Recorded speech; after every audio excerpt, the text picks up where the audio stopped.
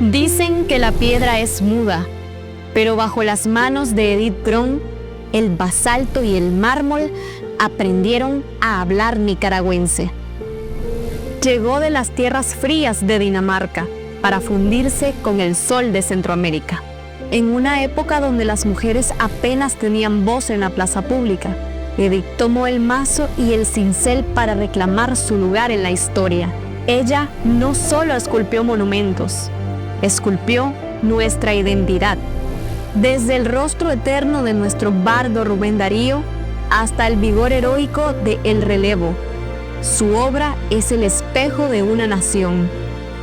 Y mi nombre es Luis Morales Alonso, soy artista plástico y promotor cultural y ingresé a la Escuela de Bellas Artes a la edad de 9 años, ¿verdad? Estuve hasta el terremoto del 72 estudiando en esa importante institución y era conocida la gran escultora Edith Cron. Después, en los años 80, con el triunfo de la Revolución, había venido a estudiar yo museología de Cuba y de México, museografía, y tuve el honor de trabajar durante muchos años con la compañera Rosario Murillo en la Asociación Sandinista de Trabajadores de la Cultura, como secretario ejecutivo de la Unión de Artistas Plásticos y de la Unión de Fotógrafos. Entonces ahí me relacioné con todos los grandes artistas, pintores, maestros, escultores. Doña Edith vivía en Managua, aquí por Montoya, una persona mayor ya en ese momento, y sí tuve el gusto de conocerla en el año de 1990. Y nos llamó la atención el agradecimiento que sentía doña Edith porque el sistema sandinista de televisión, cuando iniciaba sus transmisiones y finalizaba transmisiones 6 de la mañana y 12 de la noche, al poner las notas del himno nacional, ponían imágenes de paisajes de Nicaragua, de importantes ciudades, pero ponían a Andrés Castro. Entonces ese fue su mensaje cuando se le anunció la Orden Rubén Darío, que ella estaba muy agradecida que todos los días su Andrés Castro aparecía en la televisión. Y eso fue una enseñanza muy bonita. De Edith Cron, ¿qué podemos decir? Ella es de origen danés, nació en 1917 en Dinamarca, llegaron en el año de 1923, cuando Edith tenía 6 años y su único hermano, Don Nils, tenía 3 años. Llegaron a Managua, tuvieron una estadía después en Matagalpa, después estuvieron viviendo en Huigalpa, después regresaron a Granada, después vinieron a Managua. Y en Managua, en 1926, establecieron un primer negocio de la familia Cron, que era una sorbetería. Esa sorbetería con los años se transformó en el restaurante famoso de Managua, la Casa de Dinamarca. Cuentan en la historia de ella que cuando en la Casa Dinamarca, en el restaurante, llegó una vez una persona, una señora, y ella con barro le hizo un retrato escultórico y quedaron sorprendidos. Entonces cuando abrió la escuela, que abrió en el 38, su papá la inscribe ya como en el año 1940, la matriculan en la escuela. Ahí don Genaro Amador Lira, el director, estuvo capacitándola, dándoles educación en el arte de la escultura, la talla en piedra, talla en madera, todos los materiales. Y compañeros de estudio de ella fueron los importantes también escultores nicaragüenses Roberto de la Selva y Fernando Saravia. Ya después, para el año 43, decidió ella ir a estudiar a México, a la Escuela de Bellas Artes de San Carlos en México, y allí estudió bajo la dirección del gran escultor mexicano Fidias Elizondo. Pero Edith empezó a ganar premios desde que estaba en la escuela. Cuando hacen el certamen Rubén Darío en 1942, ella gana el primer premio con una escultura muy bella, que hay fotografías de esa pieza. Era Amo Muerto, se llamaba. Era un hombre tirado en el camino, enrollado, pero un perro aullando, una cosa bellísima, muy poética. Ganó el primer premio Edith en 1942 en la escuela. Luego en México, estudiando en México, el Instituto de Cultura Mexicana hizo un concurso y ganó el segundo premio con una escultura en mármol que era un torso de una mujer. Empezó a ser destacada, admirada y valorada su obra desde que era estudiante. Luego regresó a Nicaragua y ella regresa estando en Nueva York, y hay una frase muy linda de ella que dice: me hace falta Managua, me hace falta Nicaragua, me hace falta hasta la brisa del lago y el sonido de las campanas. Ella era religiosa también. Vivían aquí en la zona de la Managua, del centro histórico de Managua, quedaba cerca del lago, todo el mundo tenía costumbre de ir a pasear al lago, y eso lo tenía ella con esa nostalgia de la patria, y regresó a Nicaragua. En el año 1953, aquí donde estamos, en esta sala de arte, que era el Palacio Nacional, hizo su primera exposición. La primera exposición de Edith en el año 1953, empezó a ser admirada su obra, a venderse su obra, y empezaron los encargos. Eso es en el 53.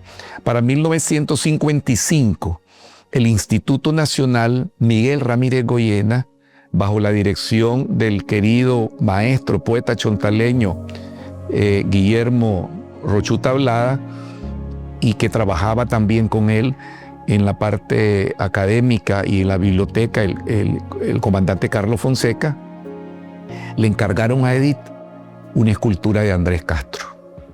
Es el primer monumento público que ella presenta, el Andrés Castro que hemos visto por años, por 70 y pico de años, 60 y pico de años, lo hemos visto en la carretera Panamericana, en la entrada a la Hacienda San Jacinto. Un Andrés Castro que está a la espera con sus piedras, ¿verdad?, para esperar al enemigo.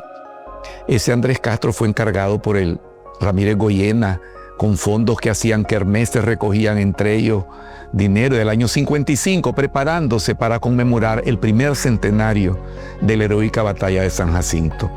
Y el modelo, ¿quién fue? El novio de Edith. El novio de Edith era un chavalo boxeador de esa época que se llamaba Bill Turcios. El modelo de Andrés Castro y el modelo de Iriangén también fue Bill Turcios, que era novio de Edith. Luego, y en el año 1959, el 56, se inaugura el Andrés Castro. En el 59 se inaugura esa escultura enorme de José Dolores Estrada, general José Dolores Estrada, que se encontraba en el inicio de la carretera Masaya, en el Triángulo del Paso a desnivel de que tiene Tizcapa, que ahora va a estar en el Paseo de Hidrón, ¿verdad? Va a estar ahí para que lo admiremos. Ese fue encargado por la Asociación de Artistas y Escritores Nicaragüenses en el año de 1959, y fue inaugurado también en los festejos del aniversario de la batalla de San Jacinto. Luego, en 1960, la alcaldía de Managua le encargó el Diriangén, que estuvo por muchos años a la entrada del Parque Las Piedrecitas, y también fue modelo Bill Turcios, su novio. Y luego, en 1960, también a finales de los 60, le encargó la alcaldía de Managua esta escultura famosa que se llama El Relevo, que estaba frente al Palacio de Correos, al Palacio de Comunicaciones, va a estar también en el paseo dedicado a ella. El Relevo tiene una historia muy interesante. Como vieron que Edith manejaba de una manera magistral estos retratos escultóricos de los héroes, porque estos héroes no tenían rostro, hasta que Edith Grön les dio ese rostro para que lo conociéramos. No hay ninguna pintura, ningún grabado, ningún dibujo de Diriangén. No hay ninguna fotografía de Andrés Castro. Había una pintura del general José Dolores Estrada, algo de eso tomó Edith, pero lo magnificó de una manera magistral, estoico, un monumento tremendo, esa escultura del general José Dolores Estrada. Entonces Edith Grön le dio rostro a nuestro héroe, y eso es importante, cómo esos son los rostros, que conocemos los rostros que planeó el talento de esta escultora nacida en Dinamarca, pero nicaragüense, porque él tenía nostalgia por su patria, que era Nicaragua. Entonces el Relevo es una escultura que está dedicada al maestro Emmanuel Mongalo, con la quema del Mesón de Rivas. En la primera batalla de Rivas, el 29 de junio de 1855, un año antes de San Jacinto, fue la primera batalla de Rivas. Y entonces iban dos personas a iniciar la quema del mesón donde estaban atrincherados los filibusteros de William Walker.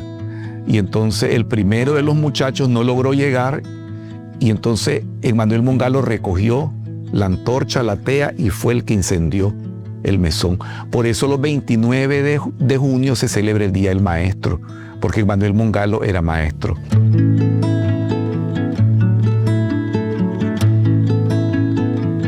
Hay una rigurosidad del clasicismo. El clasicismo, la influencia nuestra es grecorromana, culturalmente. El clasicismo está presente, su obra tiene una gran fuerza clásica, una rigurosidad académica, ¿verdad? Ella siempre trabajó utilizando modelos. Por ejemplo, aquí tenemos dos elementos masculinos con toda la expresión anatómica. Y entonces aquí podríamos ir diciendo de que hay una combinación, ¿verdad?, con el modernismo también, porque refleja también expresionismo dentro de ese clasicismo, ¿verdad? Las expresiones están dadas por los movimientos. Los movimientos son interesantes, algunos son dinámicos. Lógicamente también dentro de todo ese proceso clásico también desarrolló algunas experimentaciones, ¿verdad?, tendenciosas al cubismo también, ¿verdad? Hay algunas obras que más o menos van manifestando esta tendencia expresionista, cubista del movimiento moderno. Pero según lo que estuve leyendo sobre ella, no buscaba entrar dentro de las corrientes contemporáneas en la que ella se venía desarrollando. Le interesaba hacer lo que ella quería hacer, que esa es la gran libertad del artista. No está condicionada por un mercado, ¿verdad? No está condicionada por los ismos. Cubismo, expresionismo, todos los ismos que se desarrollaron en el siglo XX.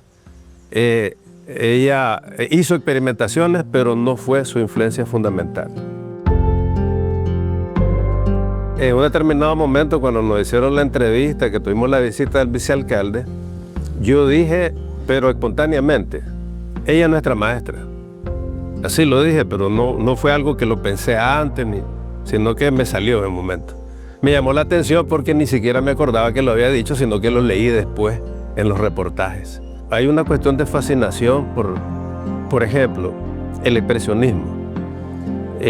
La proporción de la figura, todita está proporcionada exactamente igual, muchas de ellas a escala natural. Pero, por ejemplo, el Andrés Castro tiene unas manos súper robustas, que podría ser, él tiene, por ejemplo, tal vez 1,90 m, casi el natural, o natural más o menos. Pero las manos es como de un hombre de 2,5 m, las manos. Entonces, ella agrandaba las manos porque tenía la cuestión de la expresión en la posición, no al lanzar, sino al previo, ¿verdad? Al previo al lanzamiento, a la intención de lo que iba a hacer. Igual, por ejemplo, aquí podemos observarlo claramente, las manos también tienen un mayor tamaño por una cuestión también de expresión, ¿verdad? El relevo. Entonces cada movimiento, cada expresión, todo está estudiado por Edith Cron. Entonces eso es fascinante porque también nosotros entonces comenzamos al estudiarla, vamos aprendiendo. Lo otro es el estudio anatómico, la precisión anatómica. Y la verdad es que nosotros debemos de rescatar toda esa fortaleza porque a partir del manejo fundamental de lo que son las técnicas, los métodos, los conceptos del arte, ¿verdad? En esa medida, el artista es más libre de hacer lo que quiera, no lo que lo condicione un determinado movimiento artístico, cultural. Entonces Edith se consagra primero dándole rostro a nuestros héroes que no conocíamos y dándole esa majestuosidad a ese retrato escultórico de Rubén Darío, que la versión más acabada de ella y que ella decía la más satisfecha que le parecía a ella es la que le encargó el Banco Central de Nicaragua en 1970 y está en el lobby del Teatro Nacional Rubén Darío. Sentirnos contentos, ¿verdad?, de que este nuevo paseo, ¿verdad?, es un rescate y puesta en valor la obra de Edith Cron, ¿verdad? Y eso es gracias a nuestro gobierno, ¿verdad?, que está impulsando el desarrollo de la cultura. Y se ve que aquí ha habido dos grandes épocas de explosión cultural. Uno fueron los años 80, que fue cuando me formé, y hoy, que estamos en este proceso de explosión cultural. Hay mucho desarrollo cultural. Edith abrió ese camino. abrió ese camino y lo llenó de éxitos además, porque ella fue una escultora exitosa desde que estaba estudiando en la escuela, los premios que obtuvo en Nicaragua, en México, después sus grandes exposiciones, ya menciona la del 53 aquí en la biblioteca y el palacio. Si solamente uno ver de cerca ahora esas esculturas, porque estaban en espacios públicos pero con cierta dimensión de alejamiento del público con él, como el José Dolores, el mismo Andrés Castro en la carretera, el Diriangén. Entonces ahora va a ser una conexión directa de verlos de cerca, admirarlos, ver trabajos de los brazos, los músculos, las venas, toda la conformación de la anatomía, como lo logró ella, y por supuesto inspiración para que las futuras generaciones vean este ejemplo de esta gran mujer nicaragüense, nacida en Dinamarca, que amó a Nicaragua y por supuesto para la historia nos deja una participación fundamental, dándole rostro a nuestros héroes. Estudiando algo muy interesante, un análisis que hizo un profesor de la UNAM, Managua, sobre la pedagogía del general Augusto César Sandino, y una de las partes pedagógicas es precisamente desarrollo cultural e identidad cultural. Entonces estamos en la línea de ese desarrollo bajo el pensamiento de Sandino. Tu piedra es mi esperanza. Ha pasado un siglo y ya lo ves. Todo lo mismo. Pudo más el oro que la sangre. Toda tu tierra, Andrés, desde los lagos al Coco, desde el Cabo hasta el San Juan, en una sola lágrima donde la patria llora. Lanza la piedra, lánzala. En un siglo de distancia, el enemigo sigue siendo el mismo.